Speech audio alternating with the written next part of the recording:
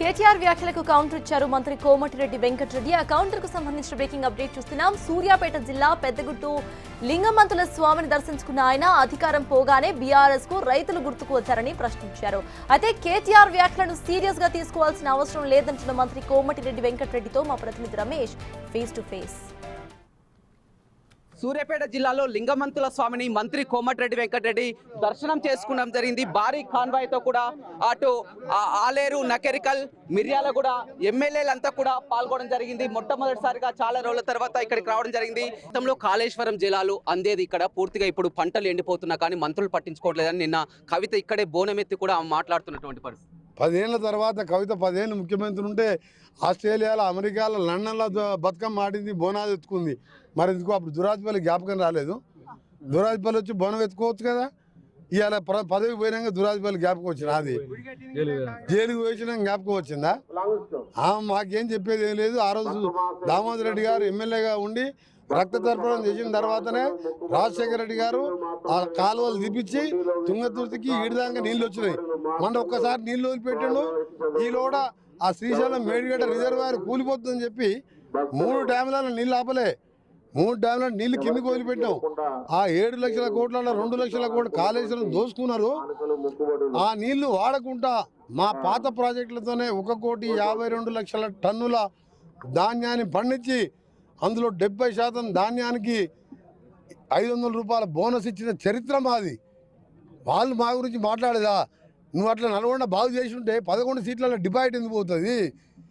2 parliament సీట్లల్లో ఒక Nalgonda parliament ఇది ఏకంగా దక్షిణ భారతంలోనే హైయెస్ట్ మెజార్టీ. భువనగిరి 4,00,000 లక్షల మెజార్టీ. నువ్వు ఒక్క మంచి పని చేస్తే అంత ఘోరంగా ఓడిపోతారా? ఇది ఒక్కటి ఆలోచించుకో జగదీశ్వర్ రెడ్డి. నీకు తలకాయ కిందికి లేవడితే పైకి లేవట రాదు. నన్ను చూడాలంటే ఇట్లా చూడాలి. ఆయనకు నీకు మనసులో చూసే ఓపిక లేదు. ఎంతసేపు డబ్బు కావాలి. అయినా కానీ ప్రజలు అర్థం చేసుకున్నారు కాబట్టి తెలంగాణ ఇచ్చిన కాంగ్రెస్ పార్టీ గెలిపించిండ్రు. 2 లక్షల రుణమాఫీ అన్నాం.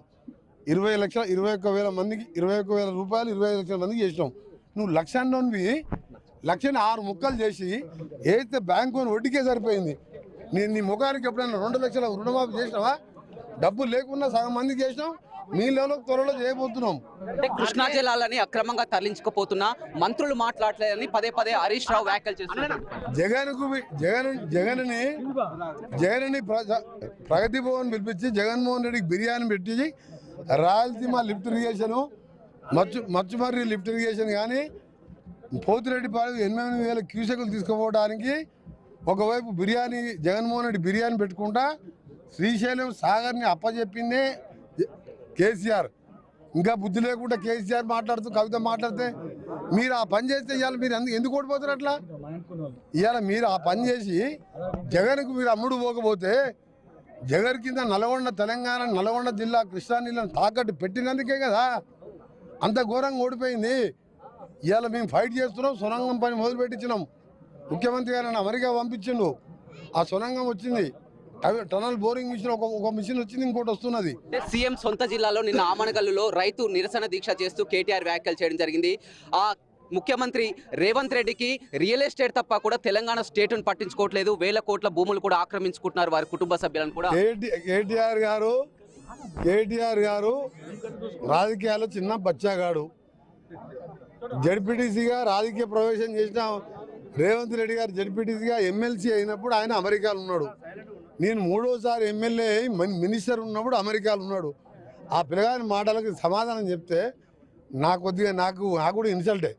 కేసీఆర్ మాట్లాడితే కేసీఆర్ ని మీరు పదే పదే రా అంటున్నారు. ఇవాళ మొత్తం కూడా అతను భవన్ కు వస్తున్నారు. మొత్తం కేసీఆర్ నిజాం హాస్పిటల్ ఇంజక్షన్ తీసుకొని దీక్ష చేస్తే 3 ఏళ్ళ మంత్రి పదవి వదిలిపెట్టి గడియారం కాడ నడి రోడ్డు మీద పండుకుంటే కిరణ్ కుమార్ రెడ్డి డాక్టర్ల మమ్మీ ఉస్మానియాకి వెళ్ళి రిపోర్ట్లు ఉన్నాయి.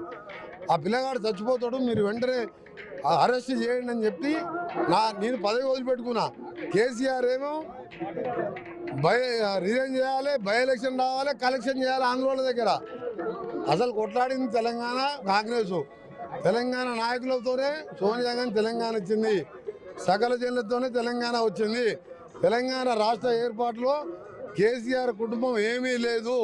సావు నోట్ల తలకాయ పెట్టిన దళితుని ముఖ్యమంత్రి చేస్తా అని మోసం చేసి 10 ఏళ్లలో లక్షల కోట్లు దోసుకొని ఇలా జైల్లో పాలవుతుండు. అదొక్కటే ఉదాహరణ. పదే పదే మంత్రి కోమటిరెడ్డి కేసీఆర్ ని బయటికి రా అంటున్నారు. ఇవాళ ఆయన తెలంగాణ భవన్ కు వస్తుండు, భవిష్యత్తు కార్యాచరణ నిర్ణయించుకుంటున్నారు. లక్షలాది మందితో ఒక సభ పెట్టాలి, కాంగ్రెస్ ప్రభుత్వాన్ని ఎండగట్టడానికి కార్యాచరణ చేస్తా అని కూడా కేసీఆర్ చెప్తున్నారు. మన కేటీఆర్ కూడా నల్గొండల సభ పెడతా అంటే పెట్టిండు. పెడితే మీ సభ పెడితే పల్లి అమ్ముకుంటారు ఎంతమంది వస్తుంటే అంతమంది వచ్చిండు. కేసీఆర్ ఛాలెంజ్ చేస్తున్నా, నీ దీక్ష మంచిదా? నీ దీక్ష తెలంగాణ కోసం నువ్వు కొట్లాడిన దీక్ష కరెక్టా? నాదేనా? నా పదవి. నువ్వు ఎస్ఎల్బిసి సొరంగం ఎందుకు పూర్తి చేయలే? బ్రాహ్మణ వేలేమని ఎందుకు చూడే? తుంగతి శ్రీరామ్ సాగర్ ఎందుకు పూర్తి చేయలే? దానికి సమాధానం చెప్పాలి. అందుకే నేను నల్గొండలో చిత్తుగా డిపాజిట్లు పోగొట్టిన అన్ని సీట్లల్లా. అందుకని నల్గొండ గురించి కానీ తెలంగాణ గురించి మాట్లాడే హక్కు లేదు. ఆయన నలుగురికి 4 గొర్రె పిల్లలు ఇచ్చి చేప పిల్లలు ఏంగి కోట్ల రూపాయలు వాళ్ళు దోసుకొని ఇవాళ ప్రజలని చేప పిల్లలకు మేక పిల్లలకి పరిమితం చేసిండు. కానీ ఉద్యోగాల గురించి పట్టించుకోలే. ఇలా స్కిల్ డెవలప్మెంట్ యూనివర్సిటీ పెడుతున్నాం. స్కిల్ డెవలప్మెంట్ కాదు, 1,78,000 కోట్ల అగ్రిమెంట్లో ఒక అమెజాన్ కంపెనీ ఆదిపట్లలో 60,000 కోట్లతోని ఇలా పని ప్రారంభించిండు. 10 ఏళ్ళు వదిలిండి కదా కేటీఆర్, ఒక్క కంపెనీ తేలే. నేను ఐటీ మినిస్టర్గా ఉన్నప్పుడు కంపెనీ తప్ప ఆయన కంపెనీ తేలే. కేటీఆర్ హరీష్ రావు మాకు లెక్కతో సమానం లేదు. మేము వాళ్ళని లెక్కల్లోకి తీసుకోము. మీరు రోడ్ల మీద వరకు ఎంత వదిలినా మీ నాయన నమ్మను.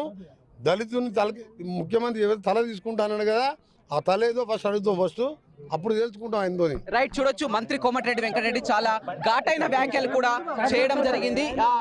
బీఆర్ఎస్ కు కాంగ్రెస్ గురించి మాట్లాడే అర్హత లేదని చెప్తున్నారు. అదేవిధంగా పదే నిన్న కవిత కానీ ఇక్కడికి వచ్చి కూడా ఈ ప్రాంత పూర్తిగా ఎండిపోతుంది, అదేవిధంగా పంటలకు నీరందించలేకపోతున్నారు అటువంటి చేసినటువంటి వ్యాఖ్యల్ని కూడా పూర్తిగా ఖండించడం జరిగింది. అదేవిధంగా కృష్ణా జిల్లాలను తరలించకపోతున్నారనేది పూర్తిగా అవాస్తవం అని, అదేవిధంగా కేసీఆర్ వ్యూహరచన చేస్తున్నారు, భవిష్యత్ కార్యాచరణ రచిస్తున్నారు, కాంగ్రెస్ ప్రభుత్వాన్ని ఎండగట్టాలని రచిస్తున్నారన్న ప్రణాళిక కూడా బీఆర్ఎస్ పార్టీకి భవిష్యత్తే లేదని కూడా మంత్రి కోమటిరెడ్డి వెంకటరెడ్డి చెప్తున్నారు.